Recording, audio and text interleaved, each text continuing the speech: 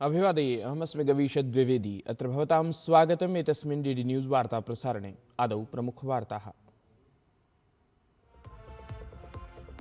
मोदी प्रशासनस्य 12 वर्षपूर्तिः अद्य। अद्यतने दिनाङ्के एव 24-द्विसहस्रतमे वर्षे तृतीयवारं प्रधानमन्त्रिपदस्य शपथं स्वीकृत्य नरेन्द्रमोदी रचितवान् आसीत् भारतीयराजनीतौ नवम् इतिहासम्।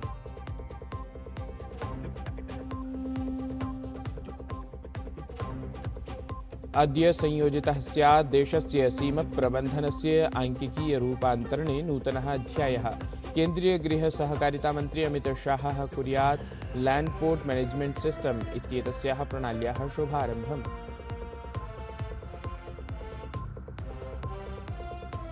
संयुक्तराज्य अमेरिकादेशस्य संघीय न्यायाधीशः H1B इत्येतत् स्तरीये विदेशगमनानुमतिपत्रे प्रवर्तमानम् अतिरिक्तम् $1,00,000 इति मुद्रापरं शुल्कं निरस्तीकृतवान्। निजनिर्णये न्यायाधीशः कथितवान् डोनाल्ड ट्रम्प इत्येषः शुल्कप्रवर्तनाय नैव अस्ति अधिकारी। एषः निर्णयः अस्ति सर्वथा विधिविरुद्धः।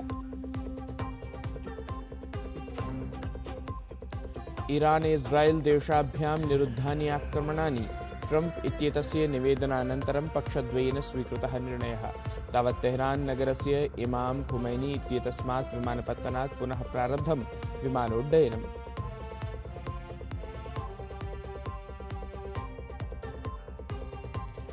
न्यू चंडीगढ़ क्रिकेट निकष प्रतियोगितायां भारतेन अफगानिस्तान दलम् 1 स्पर्धाचक्रेण अथ 30 धावनाङ्कैः पराजितम्। इत्थं हि भारतेन समर्जितः निकषद्वन्द्वे स्वकीयः बृहत्तमः जयः।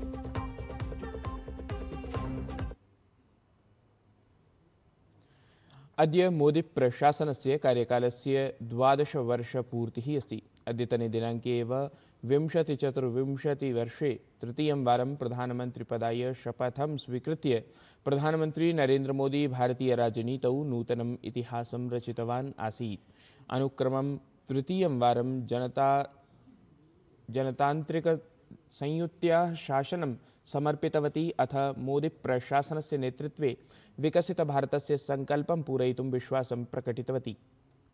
मोदी प्रशासनस्य 12 वर्षात्मके कार्यकालावधौ उपलब्धीनां दीर्घा सूची अस्ति, यत्र देशस्य विकासयात्रा नवदिशं प्राप्तवती। तावत् राष्ट्रं प्रथमम् इत्येतत् मन्त्रपुरस्सरं मोदी प्रशासनस्य तृतीयः कार्यकालः सजवं निर्णयं समाचर्य तीव्रगत्या विकासं करोति। रिक्थमपि विकासः इति सङ्कल्पं सन्धार्य मोदी प्रशासनेन कल्याण विकास सुरक्षात्मनिर्भरता गतेषु 4 स्तम्भेषु स्थिता मोदी प्रशासनस्य एषा राजनीतिकयात्रा आगामि वर्षेषु इतोपि उत्कर्षतां प्राप्स्यति इति। केन्द्रीय गृह सहकारिता मन्त्री अमित शाहः अद्य नवदिल्ल्यां लैंड पोर्ट मैनेजमेंट सिस्टम इत्येतस्याः शुभारम्भं कुर्यात्। प्रशासनस्य दृढसङ्कल्पपरः एषः प्रथमः सीमप्रबन्धनमञ्चः अस्ति, यस्य उद्देश्यम् अत्याधुनिकप्रविधिसमाधानमाध्यमेन सीमापारतः समाचरिष्यमाणे वाणिज्यिककार्यजाते आवागमनव्यवस्थायां च सारल्यसम्पादनमस्ति। एतस्मिन् अवसरे गृहमन्त्री डॉकी श्रीमन्तपुर भूमिपोतेषु नवनिर्मितानां हितधारकावाससुविधानामपि उद्घाटनं कुर्यात् इति।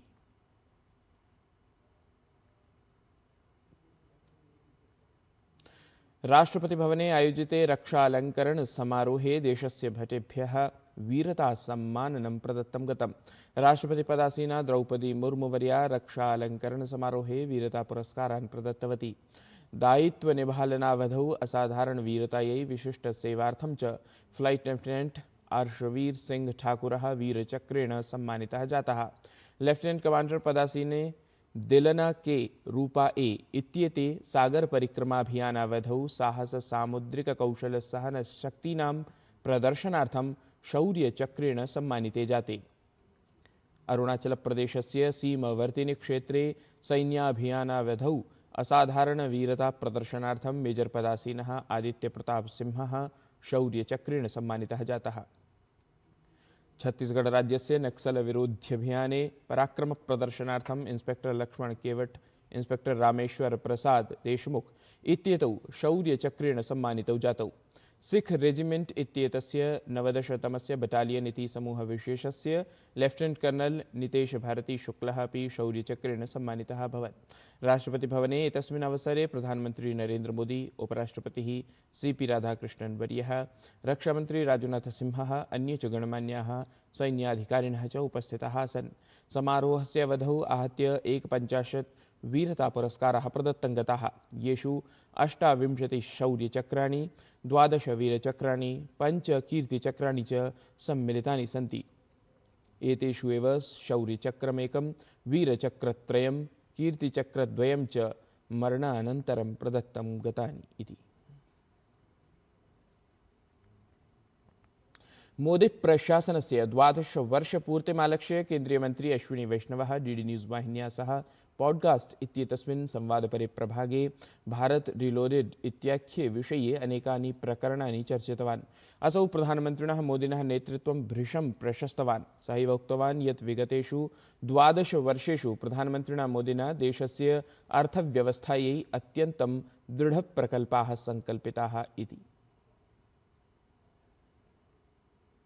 इन 12 वर्षों में माननीय प्रधानमंत्री श्री नरेंद्र मोदी जी ने देश की अर्थव्यवस्था को बहुत ही एक मैच्योर तरीके से हैंडल किया है। 2014 में हमारा पूरा फाइनेंशियल सेक्टर, बैंकिंग सेक्टर ऐसी अजब परिस्थिति में था कि सारी दुनिया में चिंता थी कि भारत जैसी बड़ी अर्थव्यवस्था फ्रेजाइल 5 में गिनी जाने लगी थी। बैंक्स के NPAs बहुत हाई थे, बैंकों की बैलेंस शीट्स एकदम प्रैक्टिकली फिनिश होने के कगार पे थी। कौन सा बैंक कब इम्प्लोड हो जाएगा, ऐसी परिस्थितियां थी। आते ही माननीय प्रधानमंत्री जी ने पहले बैंक्स को बहुत सिस्टमेटिक वे में उनके NPAs कम करने का प्रोसेस चालू किया। कम से कम करीब 2,50,000 करोड़ के आसपास रिकैपिटलाइज किया बैंक्स की बैलेंस शीट्स को। बैंक्स को प्रॉपर एक हेल्दी कंडीशन में लेके आए, जो आज आप उसका रिजल्ट देख रहे हैं। पब्लिक सेक्टर बैंक्स का प्रॉफिट हाईएस्ट लेवल पे है, NPAs लोएस्ट लेवल पे है। मोदी प्रशासनस्य 12 वर्षपूर्त्यवसरे पेट्रोलियम मंत्री हरदीप सिंह पुरी अपि भारत रिलोडेड इत्येतस्मिन् विषये अनेकानि प्रकरणानि चर्चितवान्। सहैव वैश्विकसङ्कटस्थित्यां भारते वर्धमानानां तैलेन्धनमूल्यानां विषये केन्द्रीयमन्त्री विज्ञापितवान् यत् जापानदेशस्य अनन्तरं भारते तैलानां मूल्येषु सर्वथा अल्पा वृद्धिः समभवत्। तथापि सामान्यजनेषु अतिरिक्तः आर्थिकभारः न स्यात्, एतदर्थं केन्द्रप्रशासनेन केन्द्रीयवाणिज्यिककरः 3 वारं न्यूनीकृतः अस्ति इति। फरवरी 2022 से लेके फरवरी 2026 और अभी तक दाम पहले क्यों नहीं बढ़े? 4 साल पहले दाम बढ़े थे फरवरी 2022 में, और अभी माननीय प्रधानमंत्री जी ने दाम बढ़ाने की बजाय 1 लाख करोड़ 1 लाख करोड़ का जो सेंट्रल एक्साइज ड्यूटी है वो कम कर दी पेट्रोल और डीजल की, और उसके बाद थोड़ी सी पेट्रोल और डीजल में इंक्रीज ऑफ प्राइस हुआ है, 7 रुपए 60 पैसे एक्सेट्रा। तो अगर दुनिया भर में देखें, विश्व भर में, तो जापान के बाद we are the country with the lowest increase in petrol and diesel prices. So माननीय प्रधानमंत्री जी के लिए इट्स आर्टिकल ऑफ फेथ कि हमारे जो कंज्यूमर है, हमारे जो आम नागरिक है, उनको इंटरनेशनल प्राइस इंक्रीजेस से बचाया जाए।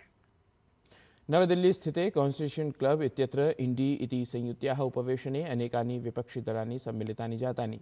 उपवेशनावधौ विपक्षिदलैः केन्द्रप्रशासनमालक्ष्य कठोरप्रहाराः कृताः। यद्यपि DMK इत्येतत् दलं दौर्येण इंडी इति संयुत्याः संघटने प्रश्नाः उत्थापिताः। भारतीय जनता पार्टी इति दलस्य प्रवक्ता संबित पात्रा इत्यसौ उक्तवान् यत् विधानसभानिर्वाचनक्रमे येषु राज्येषु कांग्रेस दलस्य पराजयः जातः तत्र तत्र ते विशेष पुनरीक्षणक्रमस्य EVM यन्त्राणां च दोषं ख्यापयन्तः सन्ति। परं केरल तमिलनाडु राज्ययोः निर्णयम् आलक्ष्य कांग्रेस दलं किमपि न कथयति इति। इन्दौरनगरे खाद्यसुरक्षा, कृषि, वैश्विककृषिव्यापारम् अथ कृषिकल्याणविषये चर्चार्थं ब्रिक्स् इत्येतस्य कृषिकार्यसमूहस्य 5 दिनात्मिकी मन्त्रणा अद्य प्रभृति प्रारभेत। कृषिमन्त्री शिवराजसिंहचौहानः कथितवान् यत् भारतस्य अध्यक्षतायां समायोजयिष्यमाणा एषा चर्चा मन्त्रिस्तरीया भविष्यति। अवधेयं यत् ब्रिक्स् इत्येतत् अन्तःप्रशासनिकसङ्घटनमस्ति यत्र 11 प्रमुखाः उदीयमानाः अर्थव्यवस्थाः सम्मिलिताः सन्ति इति।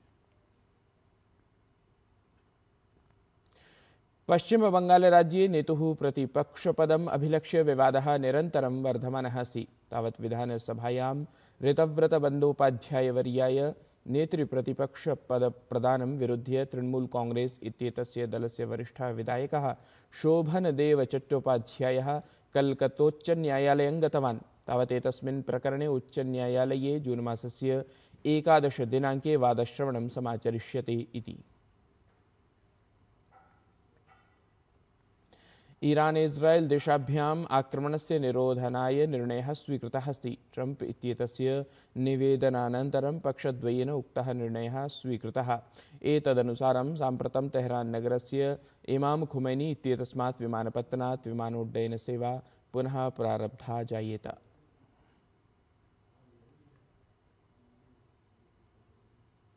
न्यू चंडीगढ़ क्रिकेट निकष प्रतियोगितायां भारतेन अफगानिस्तानदलम् 1 स्पर्धाचक्रेण अथ 30 धावनाङ्कैः पराजितम्।